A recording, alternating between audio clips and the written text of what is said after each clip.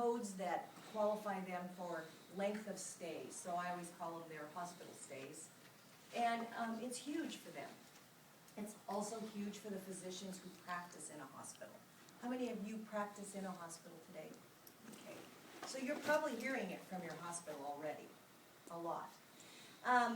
So we have 2 years and 4 months to be ready. And the question I have for groups, do groups think that if I don't participate in Medicare, I don't have to be ready, or do individuals think that?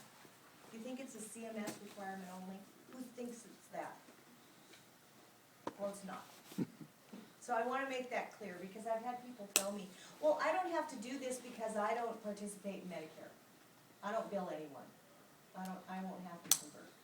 But you will, and you'll see why as we go through here. Unless you absolutely are not going to participate with anyone, and you invoice your services, and you don't bill any insurance, and you have to answer to no one, that kind of thing. So I think this is another big question I get all the time, is what happens if I don't switch to ICD-10? I'm just going to dig my feet in, and I'm not going to switch. Well, what happens is the clearinghouse will reject your claims if you're using a clearinghouse to submit. If you're still sending paper 1500s, they're going to be rejected, and you'll have a delay in payment all over the place because you won't be paid. No one will be able to process your claims.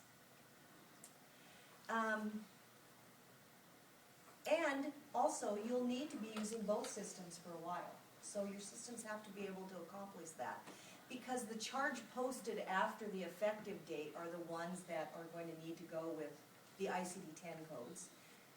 If you have anything that you're billing after the fact, so you're billing for September 30th, claims on October 3rd, then you'll send them with ICD-9. So it's really date of service sensitive. So systems are really going to have some mapping and some things in place to do that. And how many of you use a clearinghouse for your claims? So they're working on this for you. I've also talked to a lot of my friends at Primera, the folks in the claims processing.